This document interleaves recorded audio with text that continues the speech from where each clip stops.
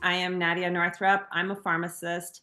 I have my own company where I speak to primarily older adults about their medications and help them understand what they take, why they're taking it, look at different problems they may be having and how with the medications and how we can solve them.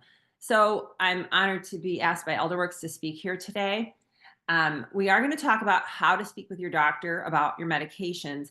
But before we get to the how, I want to explain why it's just so critical that you speak with your doctor and you feel comfortable speaking with your doctor about your medications. Um, so the first thing I want to talk about is called polypharmacy, and it's actually considered a medical condition. It has a medical coding number, if you know what that is, in terms of like um, different disease have different codes. And so polypharmacy is considered a medical condition with a coding number. It's defined, however, as using 5 or more medications, and that can be all prescription, all over the counter, or some mix of the two regularly. Or it can also be defined as using medications that are harmful or not necessary. The more common definition is that first part, the using 5 or more medications regularly. Um, and So what can polypharmacy cause? This is why it's such an issue that we need to pay attention to. Um, Taking 5 or more medications daily can increase the risk of drug-related problems, that risk of drug-related problems is much higher in people who have polypharmacy versus people who only take 1 or 2 medications a day, and that's kind of intuitively makes sense, right? If you're on only 1 medication, it can only cause so much in side effects. If you're on, as soon as you're on a second medication, then we have the whole issue of the potentials of interacting, the medications interacting together. Although you could be on just on 1 medication and have it interact with other health issues you have. But anyway, generally speaking, the more you're on, the greater the chance that you'll have some kind of a drug-related problem. Being on just 4 or more medications, so not even technically meeting the risk, the definition for polypharmacy, being on just 4 or more medications increases fall risk. And one reason it does that is that it is the possibility of different side effects. So medications that cause things like dizziness, which a lot of them do, blurred vision. So an older adult, especially, and these risks are much greater in older adults. So if you're taking something and you have blurred vision as a side effect, which it can be of certain classes of medications, you may not notice a little bit of water on the floor or an unevenness in the floor, especially if it's not in your own home and you're out and about in an area that you're not familiar with. And that could be enough to make you slip or trip. It can also cause unstable gait. Some side effects, some medications cause the side effect of unstable gait. And so the more things you're on, the greater your fall risk. And then it of course causes increased drug costs because the more you take, the more you spend. Even if you have fantastic insurance, and some of us may have insurance where you have a 0 copay, I can guarantee you that if as long as you add medications, sooner or later, you're almost certain to get to a medication that's going to not be covered by your insurance, or certainly not covered at a great rate, and you'll end up paying more. And most of us don't even have insurance that covers the things 100%. And then it can also lead to people not taking their medications correctly because each medication will have its own set of instructions. And you don't need to have any cognitive issues of aging, like dementia. You don't need to have cognitive issues that we associate with younger ages, like attention deficit, ADHD.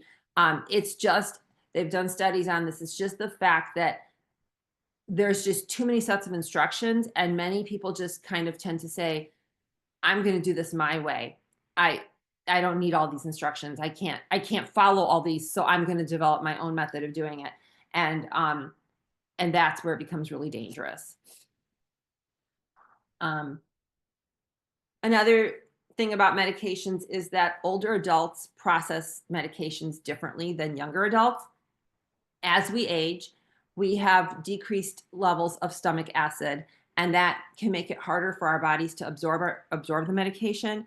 And so that person may not make use of enough of the medication because they're not absorbing enough. And so they may not get the desired effect that the doctor is hoping for. Um, Elderly also have less muscle mass and more body fat. And that can make it difficult for the body to expel those medications because they actually there are some medications that get stuck in the body fat and it takes longer for them to get out of the body. And the longer medications are in the body, the greater the chance that you build up concentration of them to a point where you start to see some serious side effects. And in line with that, older adults also have decreased liver function and decreased kidney function because just like other things in the body start to slow down, our liver and our kidneys tend to slow down. And so our liver and our kidneys are the two main ways that we eliminate medications out of the body. And so when that happens, well, the liver primarily metabolizes them. Anyway, and then the liver and the kidneys together eliminate it. And so that also can cause a higher risk of side effects. And then, like I mentioned, kidney function decreases. Yeah. Um, and then this is very interesting. We have something in our brain called the blood-brain barrier, or BBB for short. And as we age, our drug molecules can cross that blood-brain barrier more easily. Think of the blood-brain barrier as in a young person, like in a little child, as a brand new picket fence where every little slat of fencing is perfectly lined up and no rabbit's going to get through that and into your garden. Well, as we age, those slats of fencing can break off and create gaps where that drug passes through and into that part of the brain. And what happens is we have a higher risk of side effects, primarily what we call CNS, central nervous system side effects. So that would be things like drowsiness, dizziness, confusion, and memory issues. And then this is just an interesting little thing I wanted to mention, that most drug studies, when they're done, whether they're done in this country or in other countries, it really doesn't matter, although a lot of the drugs we take are studied in this country. Most drug studies do not include people over 65 or 75 years old. They're done on people that are adults, so they have to be at least 18, usually, or 21. But then they usually stop at about 60, 64.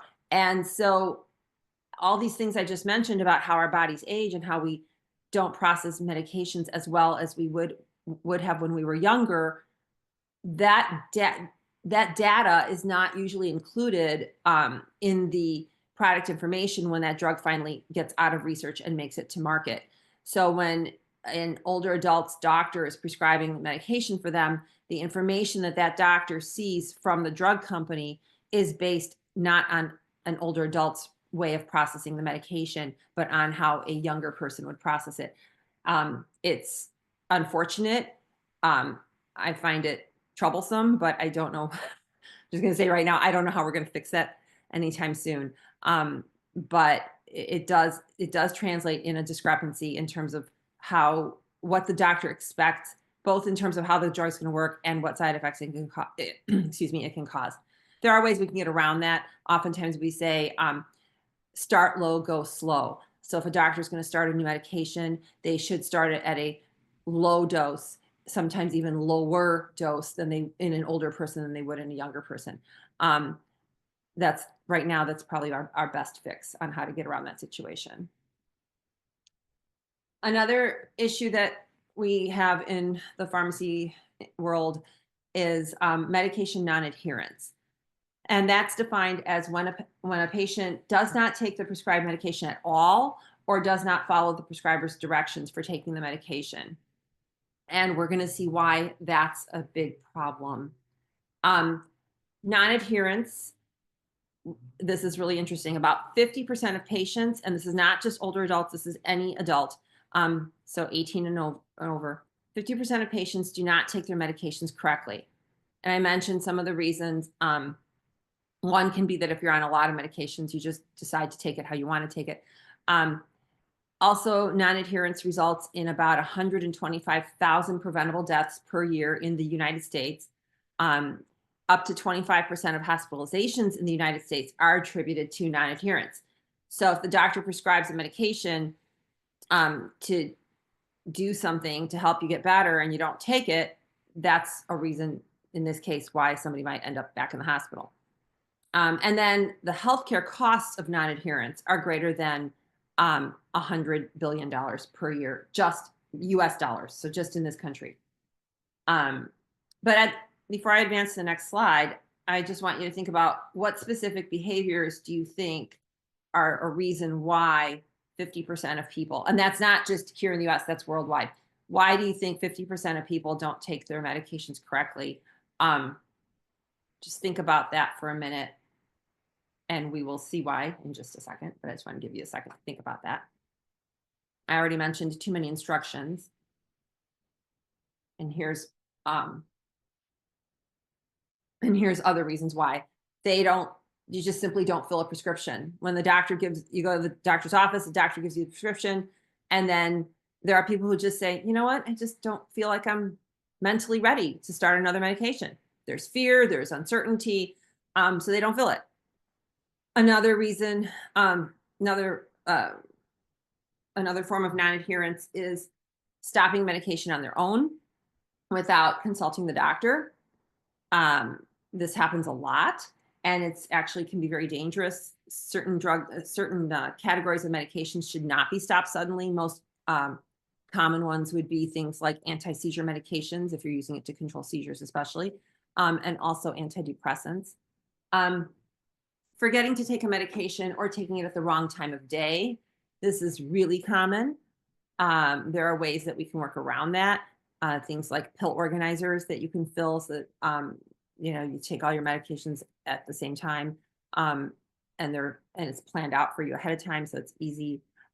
You can set reminders on a phone or an iPad or something like that, an Android, and then not using the medication correctly. So this applies to things like eye drops and inhalers and injections.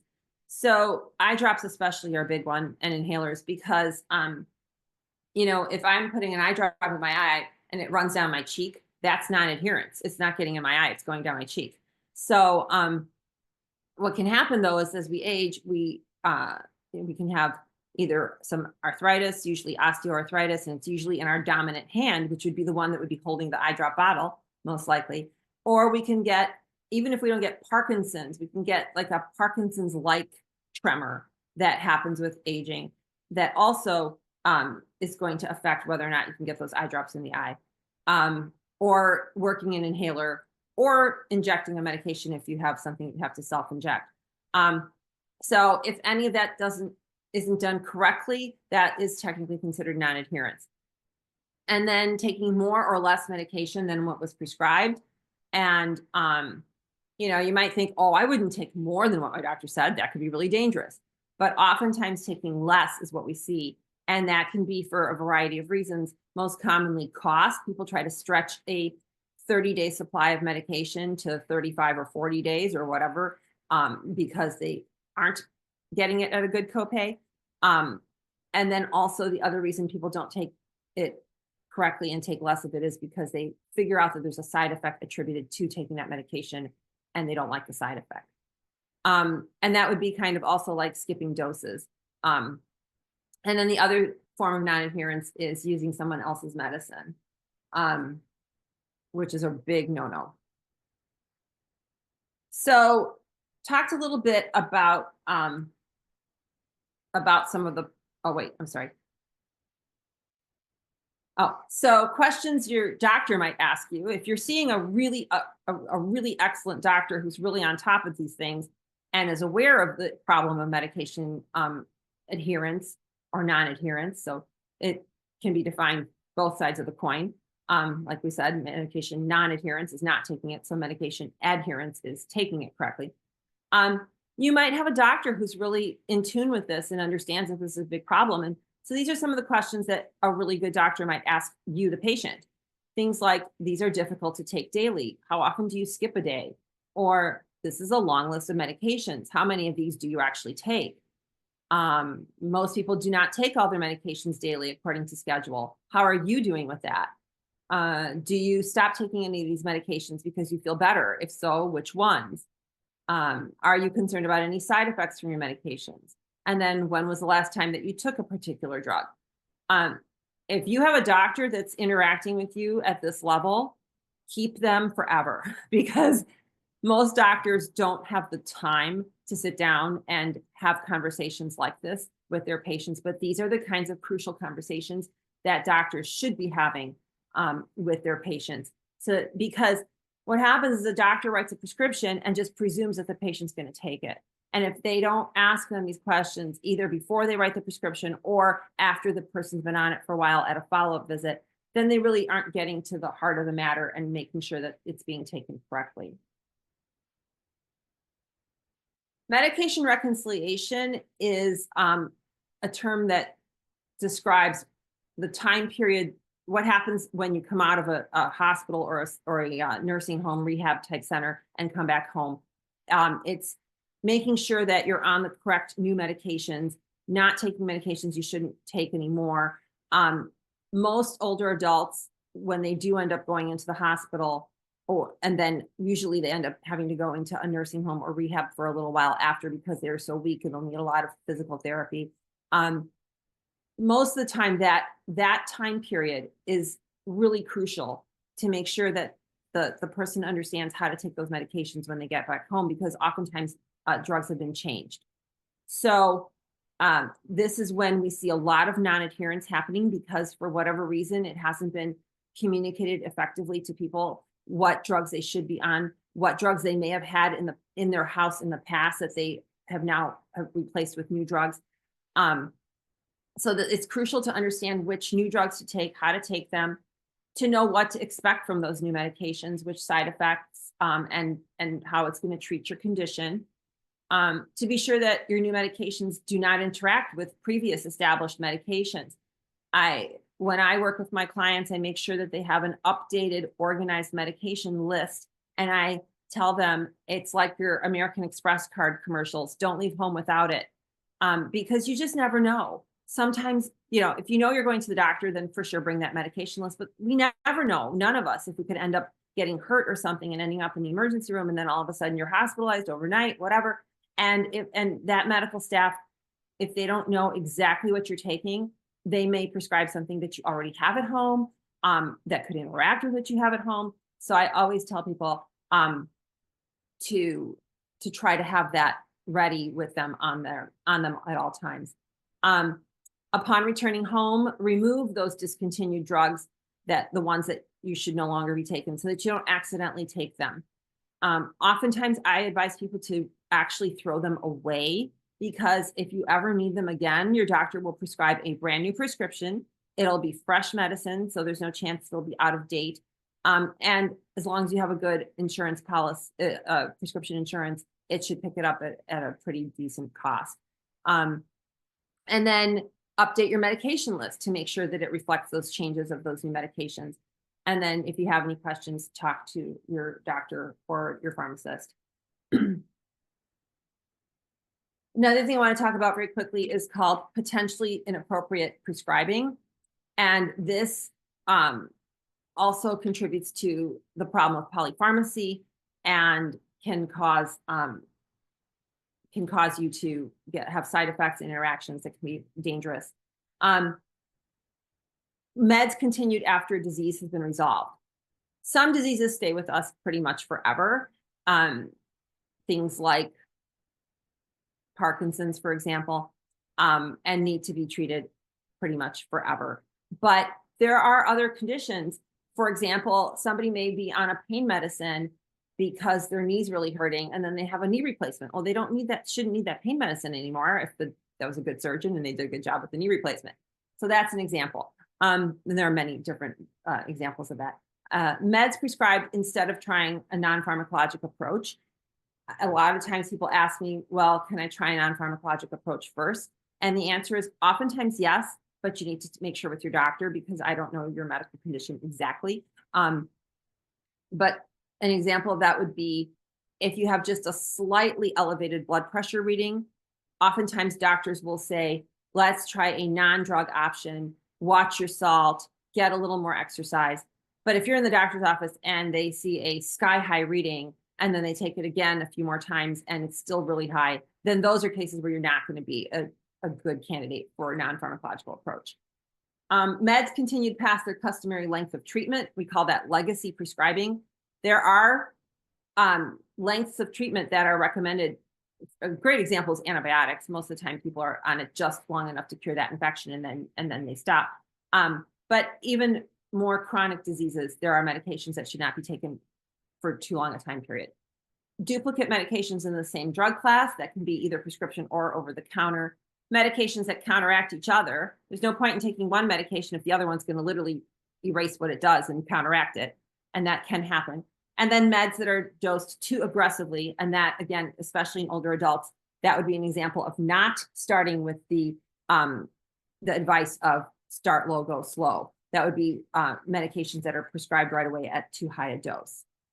Which brings me to something called deprescribing. Deprescribing is defined as the planned and supervised process of dose reduction or stopping of medication that might be causing harm or might no longer be of benefit. This is a move now in the pharmacy practice world to really, what it's really saying is have that conversation with your doctor and see if you really need to be on something, especially if you've been on it for a very long time. Oftentimes, doctors will just approve refills and they just don't, again, oftentimes it's a time issue. They will just say, oh, you've been on it, it's fine, we'll just keep you on it. But really, you want to really double, triple check if you need to be on it. Because the benefits of deprescribing include reduced morbidity and mortality, because like I said, drugs have side effects and sometimes they can be very severe that can cause morbidity or even mortality. Improved quality of life, decreased hospital admissions. A big reason for hospital admissions is drug related, and reduced falls. We talked about how being on too many medications does increase your fall risk. And then improved cognitive status. Some drugs can cause temporary cognitive issues that somebody might think is the early stages of dementia, but is actually just can be attributed to that medication. And if it's discontinued or at least decreased in dose, there's an improvement in the patient. Examples of drugs that we can identify for deprescribing are drug categories. There's proton pump inhibitors. If you've heard of Prilosec or omeprazole, those are used for stomach issues. You should not be on that for very long. There's a category called benzodiazepines like diazepam, Valium, Xanax, Klonopin. Opioids, things like Norco and morphine. Definitely you want to double check whether you need to be on those. A lot of these have fall risk, increase your fall risk, just that medication category alone. And so that's why these are really targeted for deprescribing. NSAID stands for non-steroidal anti-inflammatory drugs, and that would be things like ibuprofen, Advil, Motrin, naproxen, Aleve. And then technically aspirin is an NSAID, and you should only be on aspirin regularly if your doctor says you should be on it. Otherwise, you should not. So what kind of discussion can a patient have with their doctor about deprescribing? And this is where we're going to get into the meat of what we're supposed to talk about. You want to ask, doctor, why am I taking this medication? Or you want to say, I've been on this medication for years. Is it still the right drug for me? You know, drugs change, new drugs come out.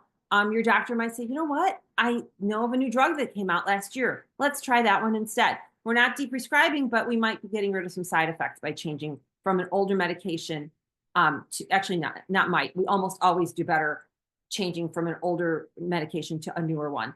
Just by the way drug design is nowadays, drug companies are able to really produce drugs that have less side effects than some of the old ones. Not that the old ones are bad. For some people they work, but for some people they benefit from the newer ones. What are the benefits or harms of this medication? Can it affect my memory or cause me to fall? Can I stop or reduce the dose? Who do I follow up with and when? If Because when you are deprescribing a medication, it is important to follow up with the doctor and let them know how you're doing. You might have symptoms that come back that you might need to take it just every once in a while as needed. A good example of that was the drug category that I had just mentioned of omeprazole and Prilosec. And then what is the proposed end date for this drug therapy? Because oftentimes drugs are prescribed with no deprescribing date in mind by the prescriber. So that's something you want to ask. And then, are there any non-drug strategies that we could try? So to optimize your doctor visit, remember that you're both on the same team, and the goal is to keep you healthy. And if you've heard of patient-centered care, that's a big buzzword. It's been out there for a while now.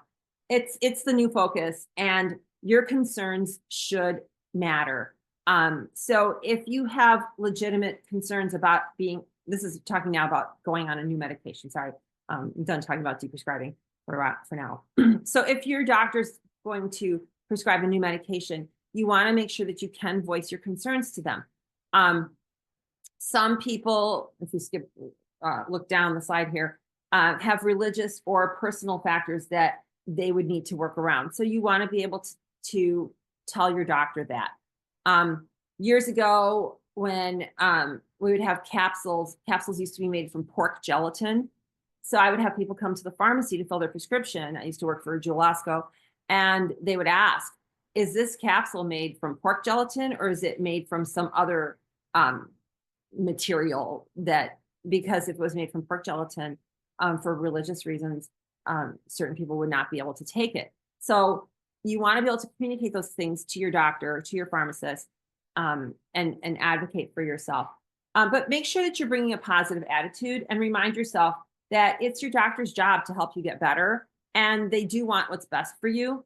But they don't know everything about you. They can't possibly in the time frame that they're given to see you. So be honest about your concerns. Explain to them if you have a financial concern.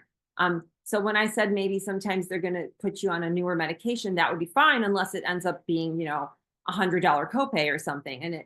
So you need to communicate that as well. And then, of course, if something is unclear, you can always ask your doctor to explain it differently. So sometimes, and it's not easy to take medical knowledge and medical lingo and translate it to everyday speech. So if your doctor doesn't do a good job explaining it, tell them, be honest, and say, I just don't understand. Can you try to explain that with a different example, please? Be prepared, like a Boy Scout. Make a list of your medications and keep it with you at all times. I've said that before. Speak with your doctor or pharmacist to understand what your medications are for. Ask questions and write down your doctor's answers. And if that sounds crazy, like I can't write it that fast because I have arthritis or Parkinson's or something. If you feel comfortable, bring a trusted person with you to your doctor appointments and to the pharmacy. And you don't even have to have arthritis or Parkinson's to not be able to write down all your doctor's answers. Being in the doctor's office and having them tell you all these things can be overwhelming, even for those of us who are in healthcare. So if you don't have a job in healthcare, it can be even more overwhelming. But even those of us who know a little bit can still feel overwhelmed in the doctor's office because it's personal. It's about you. And so oftentimes it feels like a lot of information. So you want to make sure that you're writing down what's most important. And then be mindful of the time. Unfortunately, most doctor visits now are scheduled for only 15 to 20 minutes at the most, unless you're a new patient visit, and then it's like 30 to 45 minutes. But most follow-up visits are even sometimes less than 15 to 20 minutes. So I recommend that you write down your concerns before you arrive at your appointment. It can help it go much more smoothly. And then other ways to speak with your doctor, like I mentioned, preparation is key. Bring your medication. And if it seems like I'm repeating things, it's not by accident, it is intentional. I purposely developed these slides to repeat some concepts that I think are really important. So just to drive those points home. So preparation is key. Like I said, try to have a medication list that's updated and accurate and bring it with you. Don't presume that it's already on your doctor's computer, because computers can go down, or sometimes they don't. The other thing is, sometimes if you're seeing multiple doctors at different offices, it's pretty good. They're pretty good now at knowing what other offices prescribe for you, but nothing is perfect. So it's just always helpful to have your list. If there is some kind of a medical record you need to bring, obviously you don't want to bring, a huge folder full, but if there's something you need to bring that you don't think your doctor has, that you think is really pertinent, bring that. Bring your questions list, bring, a pen and paper that you can write some notes down. Most doctor's offices now will give you what they call an after visit summary that they print out off their computer. But that's just going to be their side of the story, right? So if you need something, if you want to add something to that, you'll have to jot that down on a separate piece of paper during the conversation.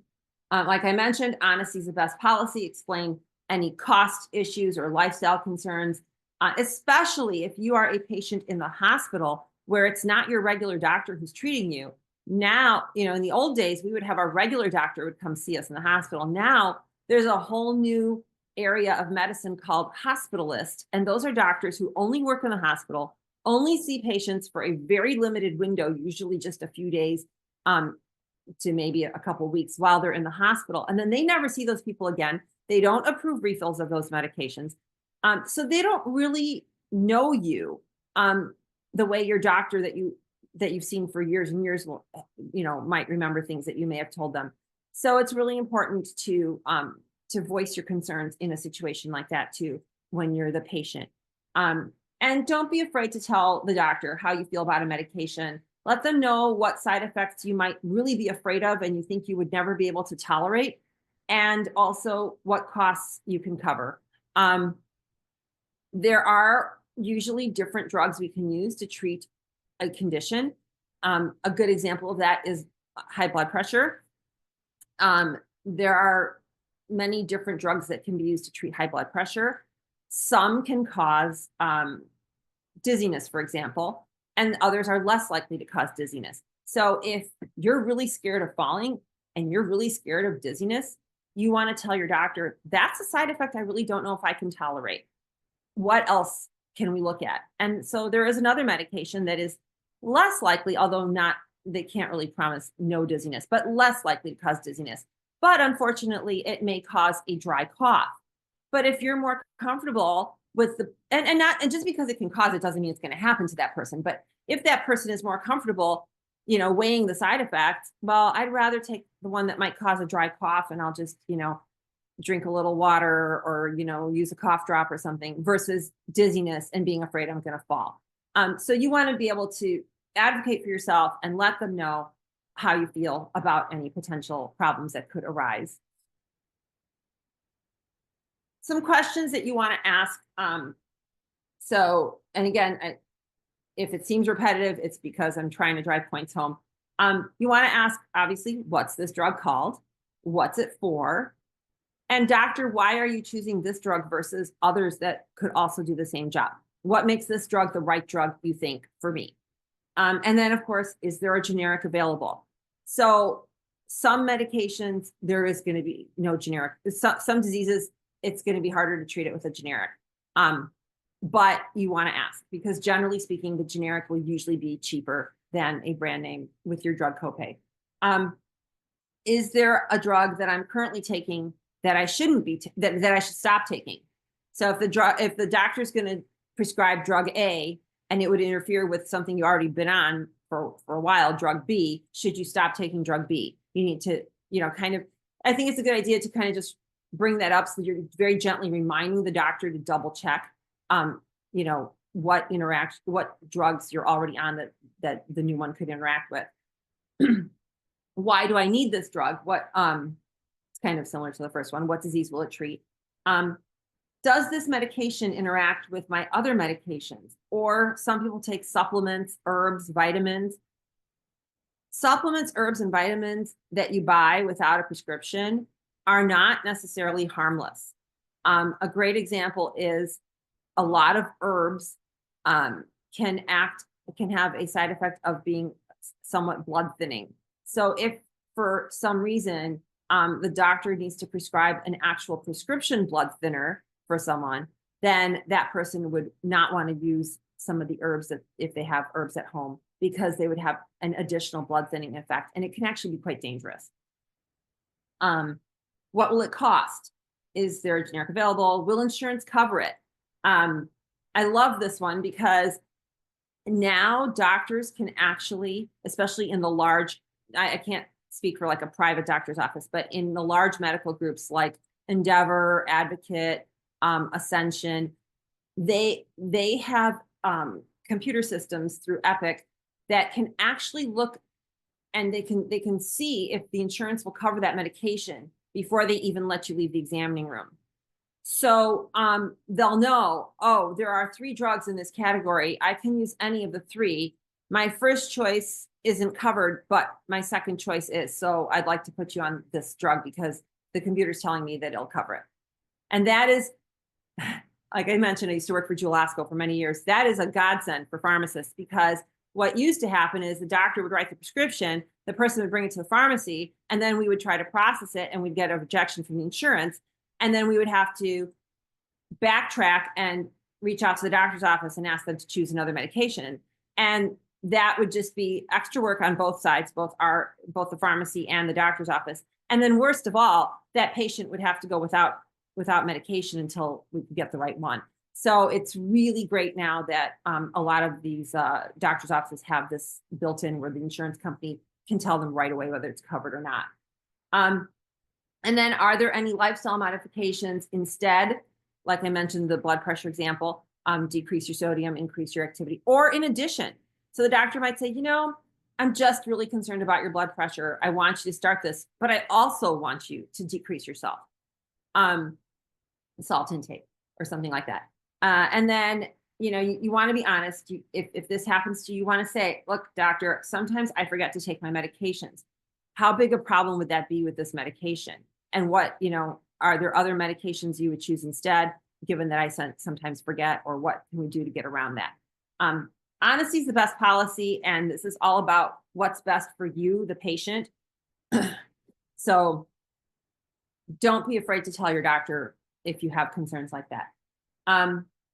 Again, why do I need this medication? What will it treat? How do I take this medication? Do I take it on an empty stomach? Or some medications, which some do need to be taken on an empty stomach, some have to be taken with food or they won't work right. Are there storage concerns? Do they need to be in a refrigerator? There's an inhaler. I had a client who was prescribed a new inhaler and needed to travel on an airplane, and it said, store your inhaler upright at all times. Do not lay it down. And so she wasn't sure, and we had to contact the doctor's office, and the doctor's office, we looked through a bunch of different sources and determined that it would be okay for her to not store it upright for the day that she travels, as long as it's stored upright most of the time. So that was an interesting one, I thought. Do I have to avoid any specific foods? If you think of things like grapefruit juice for some cholesterol medications, alcohol for some medications, sunlight. There are some medications that make people much more likely to burn, to get a sunburn. So, either you avoid that sunlight or you use a lot of sunscreen, long sleeves, long pants, that kind of thing. And then what side effects can I expect? And very importantly, which ones, if any, should I report to your office? The doctor might prescribe something and say, this is what I expect the medication to do. But if you experience such and such, you need to phone my office right away. So you want to know if that would be the case. And then how long will it take before you know that it's working? Also,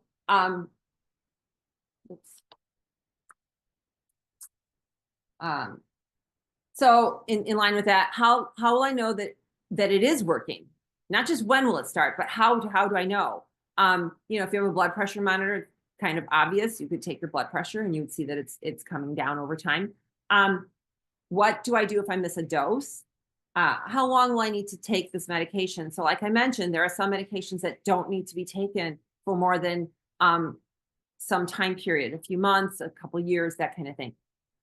Doctor, how will you know? Doctor, how will you know that it is working? Do I need lab tests to check if it's working, or to check if it's causing any harmful side effects that you can't see or feel? Oftentimes we check things like what we call liver enzymes in blood. And when do I come back for a follow-up? And can I stop taking this suddenly? I talked about that earlier. Certain medications you definitely cannot stop taking suddenly. You want to know which ones those are. Because especially if you're not feeling good after you take it, you might have to take a couple days to wean off of it, depending on how long you've been on it. And then some people, believe it or not, have been in this category, and they say, I've never been on a daily med. How will it feel to be dependent on this every day? And then again, what if I don't remember to take it, or what if I miss a dose? That is rare in older adults. Most of us, by the time we hit, 40s or 50s, are probably put on something, either a cholesterol medicine or a blood pressure medicine or something. But there are people who literally have never been on a daily medication. And then there's oftentimes a fear or uncertainty, or a feeling of letting go, of not being in control of your body anymore. There's been a lot of research done on people who've never taken a medication and have to start, and how they feel. And then you might want to consider keeping a journal of when you take that medicine and how you feel within an hour or two afterwards. Do you swallow it and within half an hour or an hour you're nauseous or you have a headache? Those kinds of side effects we can oftentimes attribute then to the action of swallowing the medication. Do you, however, swallow it and then you feel better? That also, an obvious one would be like a pain medicine. And are you noticing any specific side effects? And then what do you do after your doctor appointment? So like I mentioned, you can keep a diary of your new medication, when you took it, how you felt, not just shortly after you take it, like within 30 to 60 minutes, but even days later, when you're taking it every day. Are you noticing anything different? I have a client who started on a medication, and a few weeks to a month in, she said, Nadia, I feel like I'm just forgetting so many things. And well, that's because unfortunately that medication can cause some memory issues. So we communicated with the doctor and got her dose decreased. And she noticed when she decreased from, I think it was 3 times a day to 2 times a day, she started noticing that her memory was getting a little better. Now, her symptoms, other symptoms that it was used to treat, weren't as great, but we worked around that. Make a goal of really trying to take it and giving it time to work. Don't just take 1 or 2 pills and say, oh, this isn't working. It can actually take up to 6 weeks for some medications like antidepressants to fully take effect. And so you don't want to stop. You don't want to stop it without giving it enough time period to work. And again, that kind of drug you would not want to stop suddenly. If you are having problems that you think might be due to the new medication, you can call, or you can send a message via your computer to your doctor's office, leaving a message, usually with the nurse, and then the nurse will get in touch with your doctor. You want to state the problem, or you can just state that you're providing an update on how it's working. However, before you do perform any kind of intervention like that, where you're talking to your doctor's office, other than a phone call, make sure that your office does not bill you for this communication. So many offices are now billing for some kind of communication. Oftentimes it isn't, if it's just one-sided, where you're just saying, giving you, providing you an update, doctor prescribed such and such medicine, and I can tell I'm feeling so much better. And I actually don't think I have any side effects, but I'll be in for my follow-up appointment next month. They shouldn't charge you for a simple message like that. But if you say, doctor started me on this medication, I don't know if it's helping my condition, but I sure know I feel horrible, and I'm nauseous, and I have a headache, and I have diarrhea, and I don't know if I can stay on this medication. What do I do? then there's a chance that that office might charge you for the communication. And again, it all depends on what kind of insurance you have. It depends on the office policy, but it is something I've noticed that's happening. So I wanted to warn people just to make sure that you're aware of that.